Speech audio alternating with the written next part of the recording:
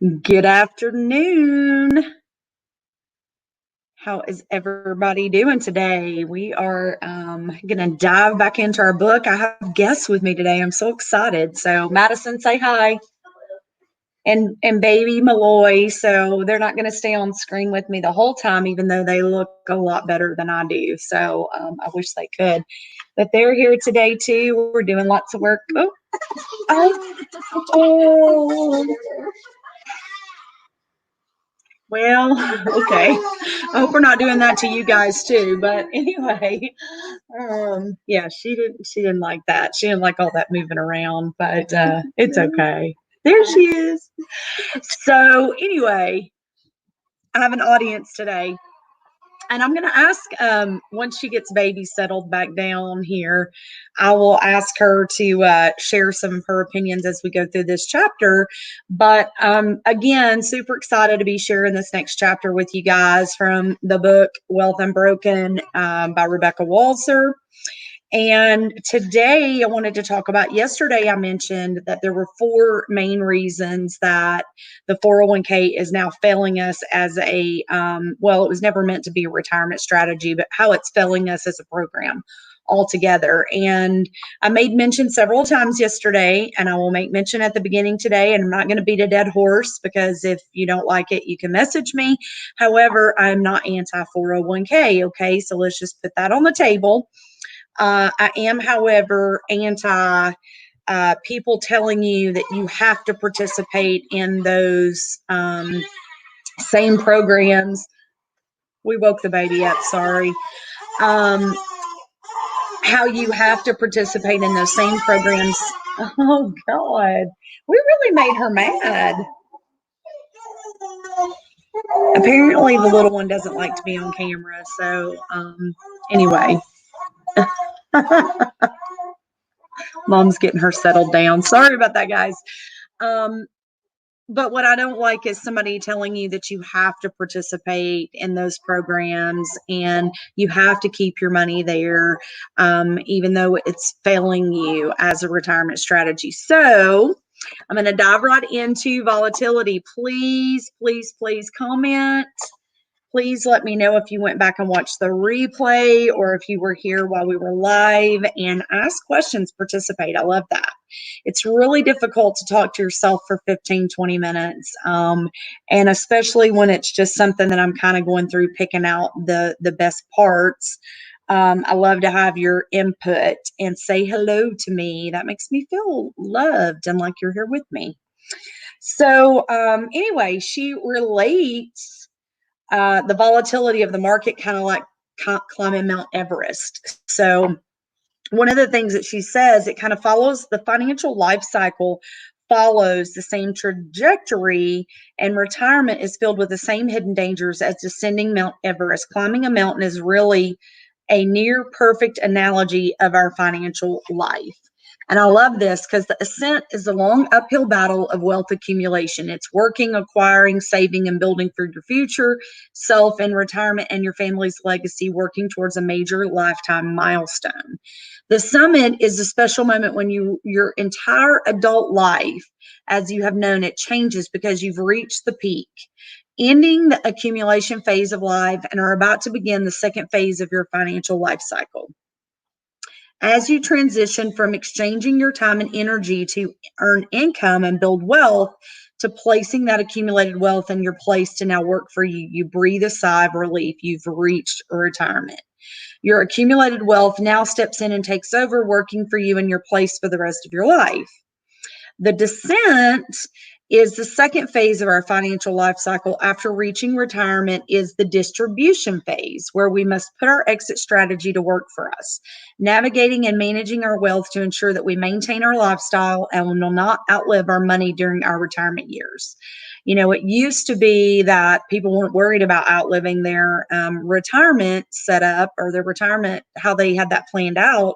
And they didn't really talk about the distribution piece because people aren't living as long as we are now. I mean, we're living 20 and 30 years longer than we were back when even the baby boomers were, being born. So anyway, so just like Everest, most Americans fell financially upon the descent.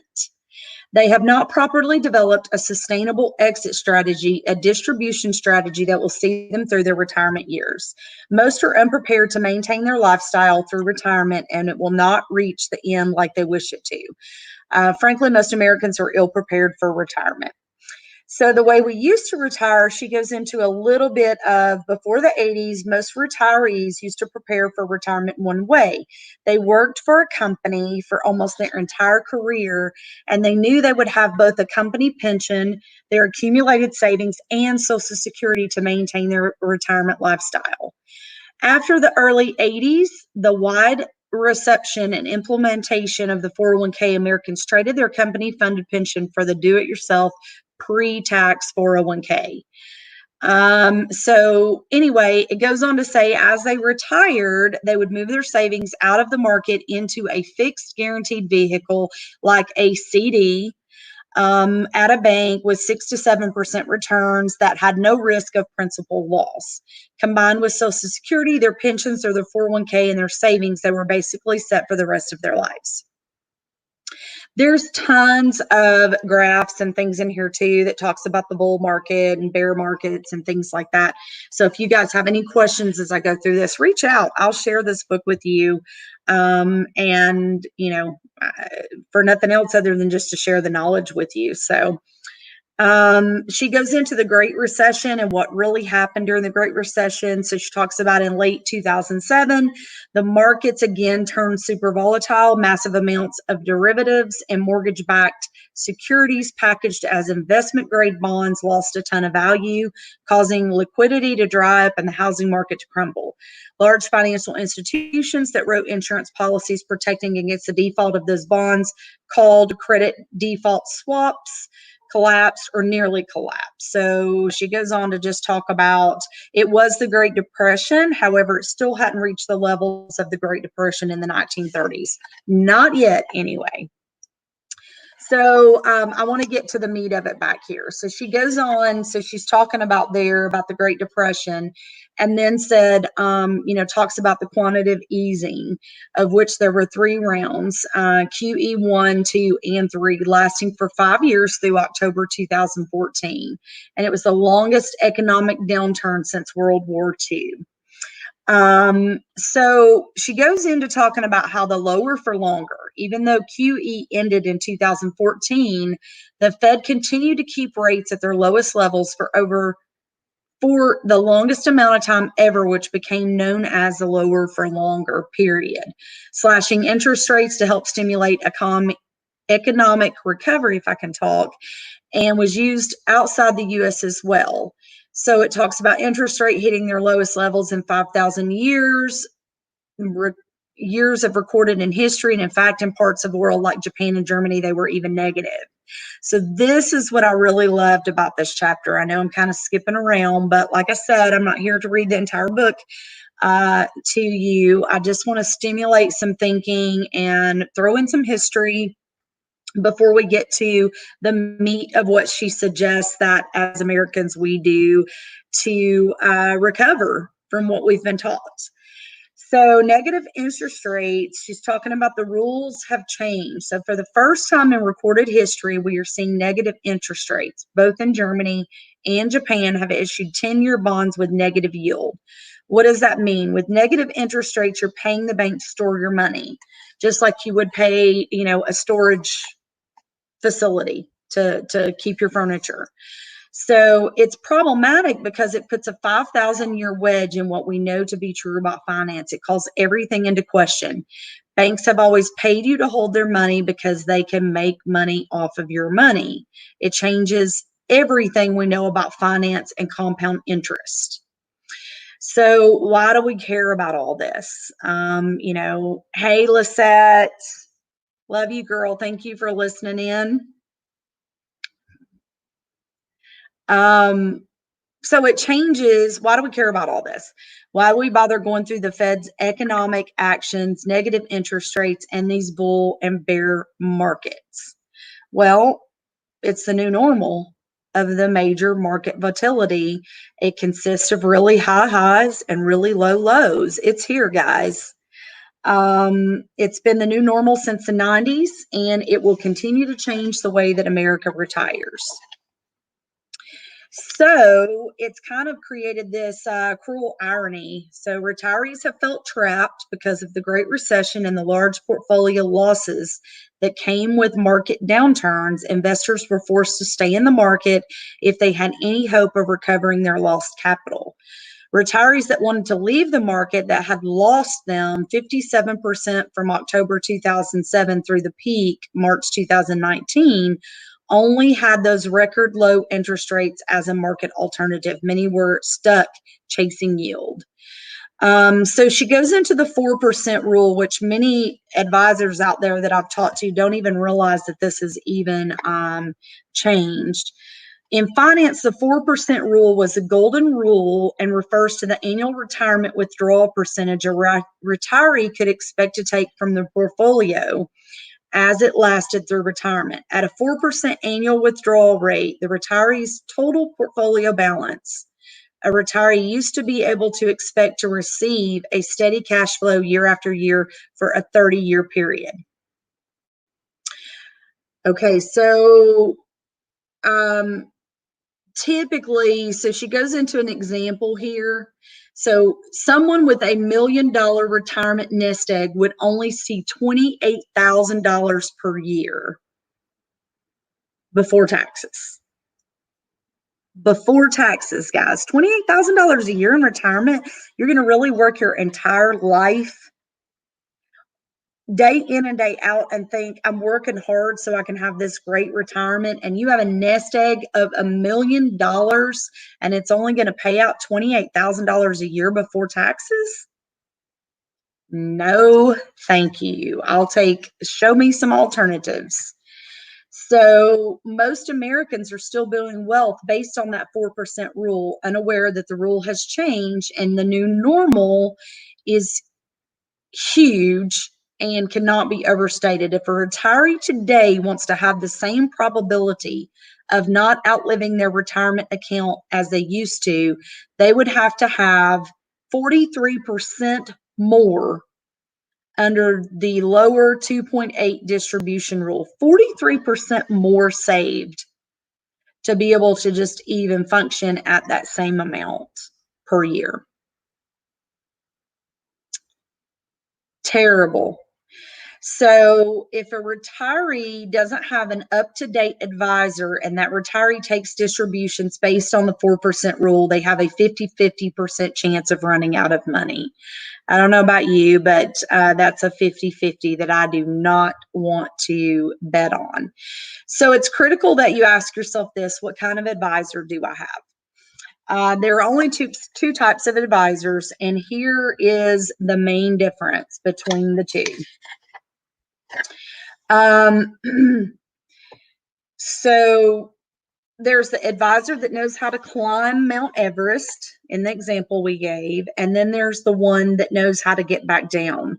And then there's the advisor that can be a accumulation of the two. So I guess technically you could, well-rounded, call that a well-rounded advisor. So they would fall into the category of being able to get both up the mountain and take care of the descent as well. Does your advisor talk to you about rate of return? Do they ask you about your return on investment, yield, and growing your portfolio to a certain number? Okay, are they asking you those questions to grow it to a certain number? Have they ever discussed how you will utilize your portfolio in retirement? Or do they just tell you that you can spend 4% per year and you will be fine? So most advisors seem to be on the accumulation side of the equation, which would be that we're going to reach this number and then you'll be fine. So she goes on to talk about how she's had clients that were initially reluctant to leave the advisor they had worked with for 30 years, and that they are loyal and their advisor did a good job during the accumulation phase, helping them grow their portfolio. But when clients are asked, have you discussed a distribution plan? What is your exit strategy? Many have not had those discussions yet with their advisor. So those people are there just to help you grow, accumulate your wealth in the first place. So we're now navigating into a whole new area where your advisors really need to be asking you about your distribution phase or your exit strategy as well. So let me skip over a little bit.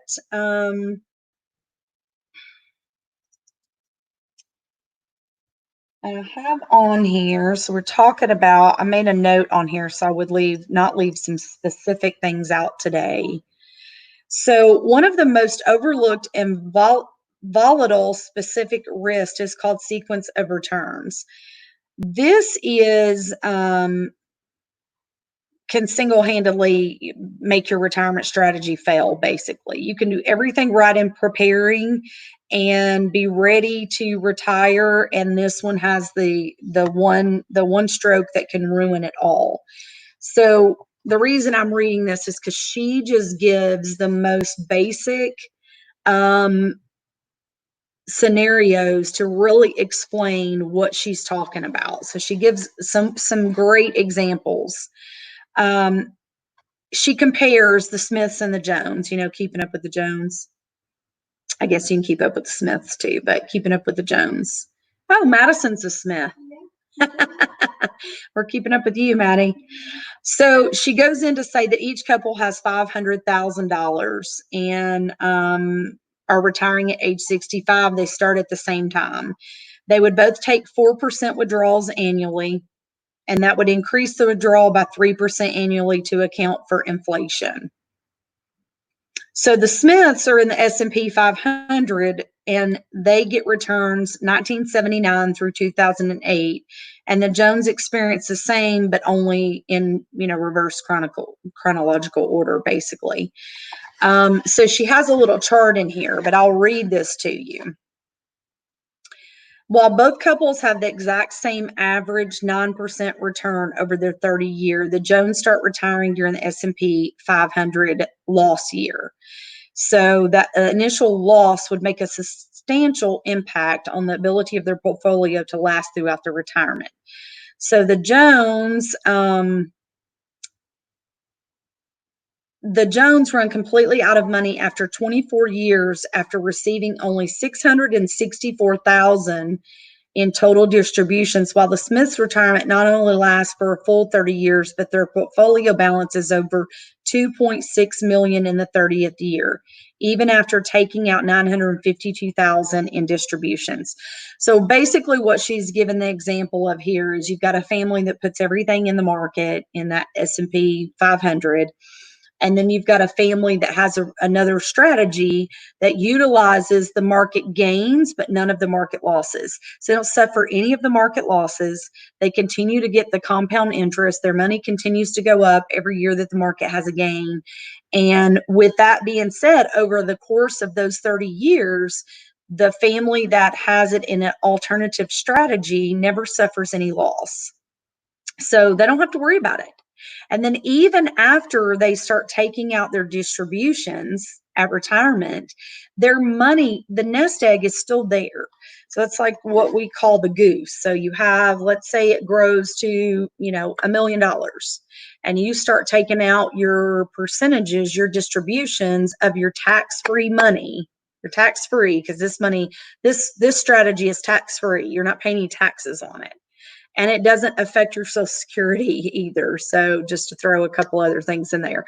So if you're still able to get your Social Security monies, this distribution does not count against that. It doesn't come in as an income distribution. Okay. Let me say that. So you're getting your distribution, but that goose, that $1 million, you can live off of the interest of that after that for your distributions versus ever even touching that goose. So it just continues to get compound interest year after year. So that's the two examples. And so it illustrates perfectly that having accumulated the right amount in your portfolio and even having a high average annual rate of return during retirement cannot overcome the devastation to the success of your retirement plan that is caused by entering retirement when your portfolio is decimated by a large downturn or any extremely low lows throughout the the growth of that particular strategy. So she talks about the buy low, sell high. We've already talked about that, so I'm not going to go into too much of that. But if your advisor is not asking you, picking up the phone and calling you when it's at an all-time high, like several months ago, if they weren't calling you and saying, "Hey, this is at an all-time high, and we see some volatility in the market," and they didn't call you to say, would you even consider doing anything about this? Then I would be asking some questions. So anyway, I am going to go to this last part here. When it comes to planning for retirement, you have two options. You can either play the market, leaving it all up to chance, or you can look at other vehicles that give you solutions you can count on. Can you count on the sequence of returns to be in your favor? Do you know what the sequence of returns will be when you retire? Are you comfortable knowing that you may run out of funds 10 to 13 years after you retire, should you be the unfortunate one to retire in a down cycle? If you are not comfortable with that, then it's time to explore your options. You deserve peace of mind knowing your money is going to last as long as you need it to. We are living in uncertain times, and it's time to take full control of your wealth and your retirement. And that's what these segments are about, guys. It's just understanding that there are other things out there. There are experts out there who have been through tons of different strategies. They can do everything in the financial industry, everything in pertaining to the stock market. This lady right here, look her up. She's a tax attorney as well. I mean, she is all about the law and all about wealth building, and you just can't get a more, I guess, expert on the subject than her. So anyway, tomorrow we're going to go into flaw number 2, which is going to be taxes. And I absolutely, taxes never seem to, well, what's the word I'm looking for, Maddie? They blow my mind every single time I start looking at this, because there's so many ways that they get you on taxing you. They tax you coming, they tax you going, they tax you if you borrow your own damn money, they tax you, hell, they probably tax you when you put it back in. It's crazy to me how many times we get taxed on the money that we've saved and we've earned and we've put away for our own retirement. So lots of good stuff tomorrow on taxes. We're going to try to get back into doing this early tomorrow. I just got a late start this morning, so wasn't able to dive in first thing, but you will not want to miss it. Please pass me any questions you have. I keep wanting to do this more as like bullet points and, really have you guys interact. And then when I get into it, I just end up reading a lot of what she's written because it's just so good and her examples are so good. But as we go and as I continue to get better at this and doing this just live without another person with me, that's why I like to interview people, because to me, then I don't have to do all the talking, because when I start doing all the talking, I just seem like I just keep going and going and going and going. I'm off, I'm like, there's a squirrel over there. But I'm going to get better. So I love that you guys are tuning in. Love that you guys are sending me messages. I have tons of people who have asked about, certain topics, and we are going to dive into those. I'm pulling together just some great little quick trainings on those topics now, and then in the next week or so we'll start that, and then I'm starting a new book as well. So I'm going to try to do it a little different, not really get into the reading the book as much, but maybe just bringing that up as daily topics to interact with you guys. But anyway, for now, we just do what we can do just to get the message out there. And I love it. So please, if you are out there and you want any more information on these topics, reach out to me. We do have events several times a week. We've got one tonight at 8 p.m. Eastern time where you can jump in and listen in on our webinar.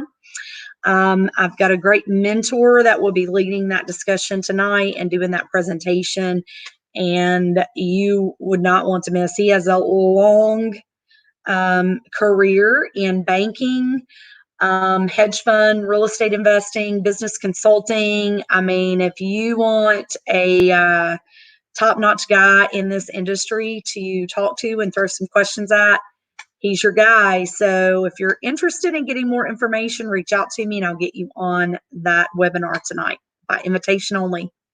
Talk to you guys later. Maddie, you want to say bye now that she's got the baby calmed down?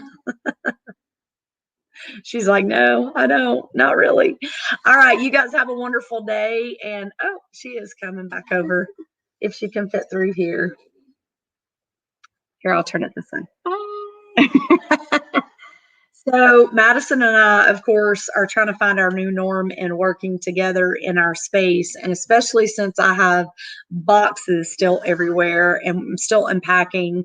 But hopefully with a long weekend this weekend, we're going to get that knocked out and we'll have a couple of, she'll be with me some next week, sitting right beside me, talking about her opinion as a new agent in this industry. She's going to be talking about what that looks like from somebody that had no financial background or no knowledge in the industry at all. So you don't want to miss it. And I hope you guys have a wonderful day. We'll talk to you soon.